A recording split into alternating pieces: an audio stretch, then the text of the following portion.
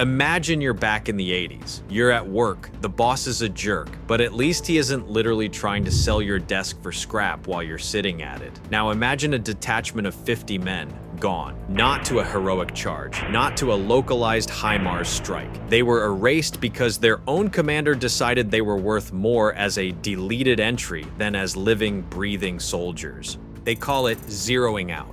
In the West, if you zero out, you're probably just balancing your checkbook or finishing a crossword. In the Russian army of 2026, it means your own side decided you were cheaper to bury than to feed. While the evening news is busy arguing over red lines on a map, the Russian military is busy eating itself from the inside. We aren't talking about isolated incidents anymore. We're talking about a corporate merger from hell, where the employees are the product and the management is the butcher. Let's talk about the business side of this. For our viewers who remember the old school neighborhood rackets, this will sound familiar. It starts at roll call. In a normal army, you get orders. In this system, you get a bill. Private, you want to stay out of that trench that's currently being turned into a crater, that'll be 50,000 rubles. It's an ATM with legs. The commanders have realized that a living soldier is a revenue stream, but a dead one is a liability they have to report, so they extort them. Pay up and you stay in the rear. Don't pay? Well, I hope you like the taste of dirt because you're going on the next wave.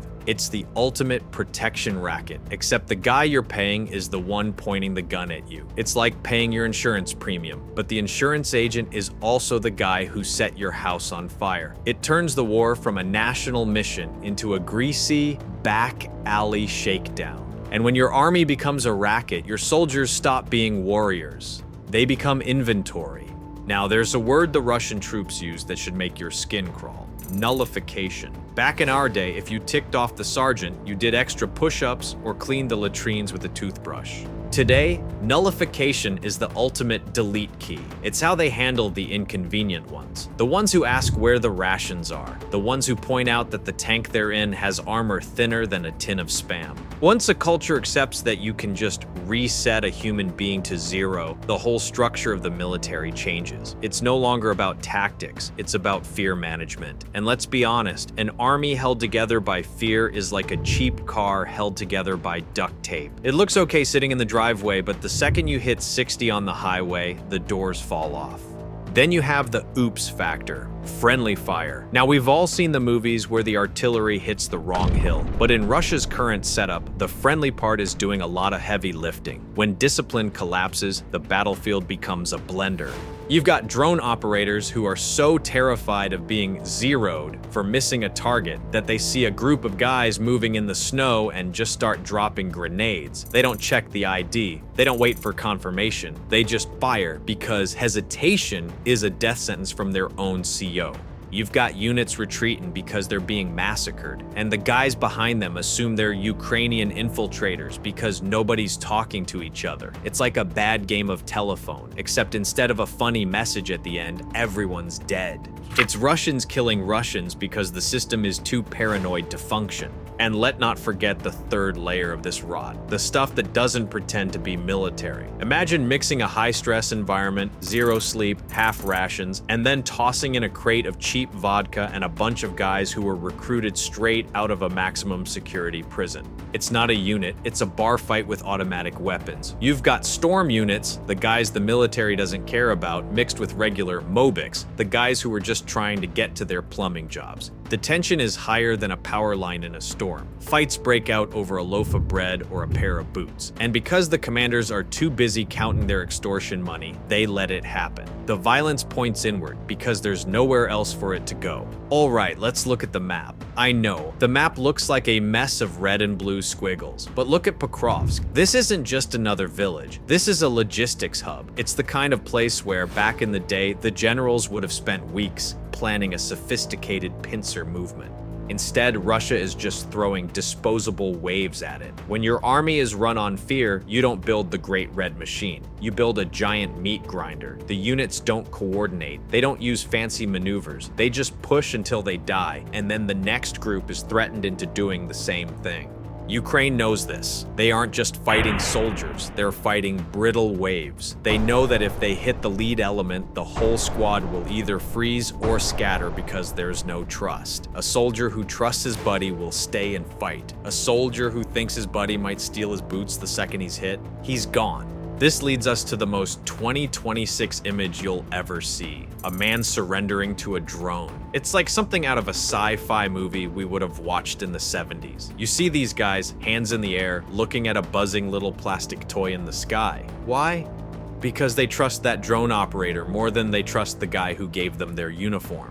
That's a legitimacy collapse. When a soldier decides that the enemy's robot is more likely to treat him fairly than his own sergeant, the war's already over in his head. Ukraine is leaning into this. They're offering surrender corridors. It's basically a get-out-of-jail-free card for a guy who knows that staying with Russia means he's just waiting for his turn to be zeroed. One captured Russian isn't just a prisoner, he's a ticket home for a Ukrainian. It's a trade. And Russia's own brutality is making the sale easier for Ukraine every single day.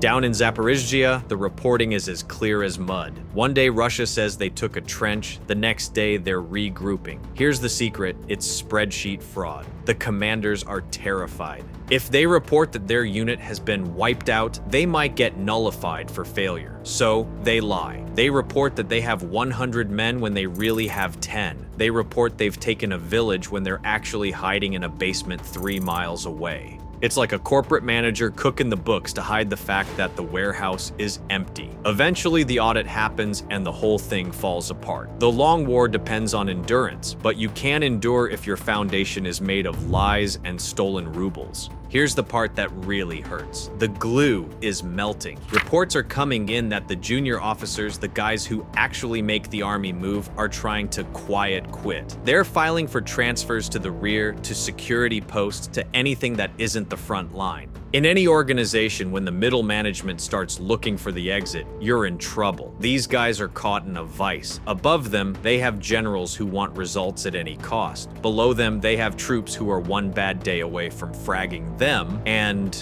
in front of them, a Ukrainian drone with their name on it. They're choosing to get out while they still can. And when the officers leave, you don't have an army anymore. You have a mob with guns. So, where does this go? Russia is still advancing in places, but it's a brittle momentum. It's a stampede. A stampede can knock down a fence, but it can't build a house. The more Russia uses fear to drive its men, the closer they get to the snap. History tells us that armies don't always fail slowly. Sometimes they look fine on Tuesday and they're gone by Thursday. We're watching the structural integrity of the Russian military dissolve in real time. The map tells you where the bodies are. The morale tells you where the war is going. And folks, it's getting darker by the hour. Now, let's get into the specifics, because as we always say on this channel, the devil is in the details, and the details are currently buried in the mud around Avdiivka. We've been tracking the 114th Separate Motorized Rifle Brigade. Back in the day, a brigade meant something. It meant combined arms, support structures, and a clear chain of command. Today, it's a label on a map covering for what's essentially a collection of Strafbat-style storm detachments. We're receiving reports of a specific incident near the industrial zones where a Russian platoon was ordered to hold a position that had already been zeroed by Ukrainian artillery. They asked for support. They asked for a drone jammer. They were told, and I'm quoting the intercepted comms here, "You are the support. Your bodies are the jammer." That isn't dark humor, folks. That's the actual operational doctrine of the zero line. When that platoon eventually pulled back to a secondary tree line to avoid being vaporized, they weren't met with a medic. They were met with a blocking detachment. This is the part that hits home for anyone who served. The realization that the most dangerous weapon on the battlefield isn't the enemy's, it's the one pointed at your back. The Kremlin thinks they found a cheat code for war. They figure if they recruit from the prisons or the poorest villages in the Far East, the cost of a life is lower than the cost of a precision missile. It's like buying the cheapest tools at the hardware store. You think you're saving money until the wrench snaps and breaks your knuckles. By 2026, the knuckles of the Russian army are shattered. You can't build a professional NCO corps, the backbone of any real army, out of men who are being extorted by their own captains. You end up with a negative selection process. The smart guys, the brave guys, the ones who actually care about their units, they're the first ones to get nullified because they're the ones who speak up. Who's left? The predators and the paralyzed. It's like running a business where you fire anyone who points out the building is on fire. Eventually, you're just left with a bunch of guys holding matches and wondering why it's so hot. Here's a technical shift that's driving the Russian ranks into a frenzy: thermal saturation. In our era, night was a shield. If you stayed quiet and stayed low, you were invisible. Not anymore. Ukraine has saturated the front with thermal-equipped Mavic drones. To a Russian soldier in a shallow trench, that drone is like an eye in the sky that never sleeps. But here's the kicker, and where the internal rot comes back in. Russian units are being issued anti-thermal capes that are essentially high-tech garbage bags. They don't work. The soldiers know they don't work, but the commanders?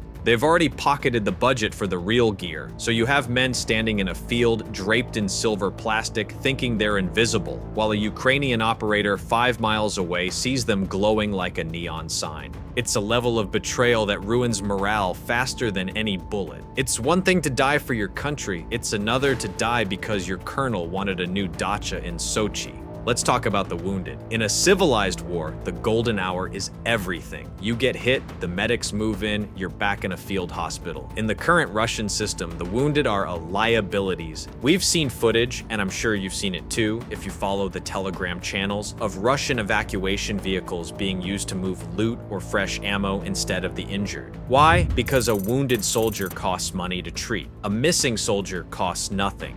There are medical rackets now. If you're wounded, you might have to pay your way onto the evacuation truck. If you can't pay, you stay in the cellar. It's a Darwinian nightmare that makes the Wild West look like a Sunday school picnic. This is why the surrender rate is spiking. If your choice is bleeding out in a hole while your sergeant steals your watch or taking a chance with the Ukrainian drone, well, it's not much of a choice, is it? As we wrap up, look at the big picture. Russia is still pushing. They're still taking ground, meter by agonizing meter, but they're doing it by redlining their own engine. You can only run a machine at 5,000 RPM for so long before the pistons shoot through the hood. The structural attrition we're talking about is the mental fatigue of the Russian soul.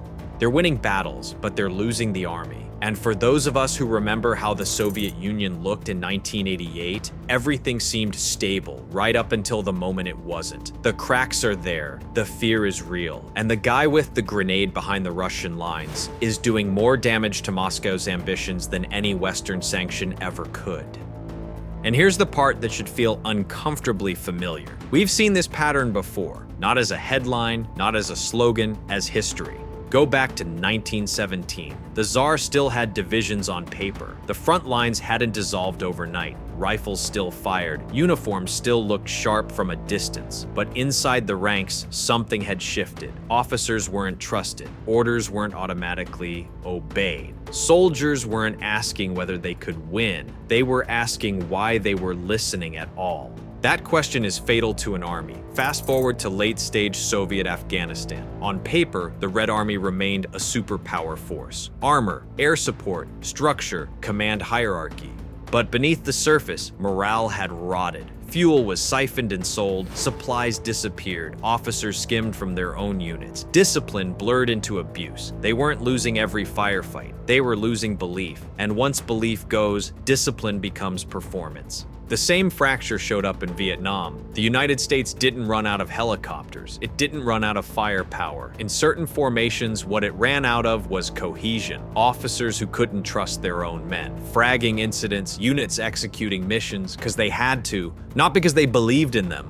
When the rear and the front stop believing the same story, the structure begins to separate, and that separation rarely announces itself dramatically. It doesn't begin with surrender parades or formal collapse. It begins quietly. Internal violence that becomes normalized. Corruption everyone knows about, but no one fixes. Officers looking for transfers instead of promotions. Soldiers watching their own backs instead of the enemy. On the map, everything still appears stable. Until 1 week, it isn't. That's structural fatigue. You can drive across a cracked bridge for years, traffic flows, the structure looks intact from a distance. Then one day the weight hits the fault line, and it doesn't sag slowly, it drops. That's why internal brutality matters more than a village changing color, because history shows something very consistent. When an army turns inward, when fear replaces professionalism, when officers lose legitimacy, the collapse, when it comes, moves faster than the map predicts. The map tells you the where. The extortion, the fear, and the nullification tell you the when. We're moving toward a tipping point where the Russian soldier decides he's done being inventory.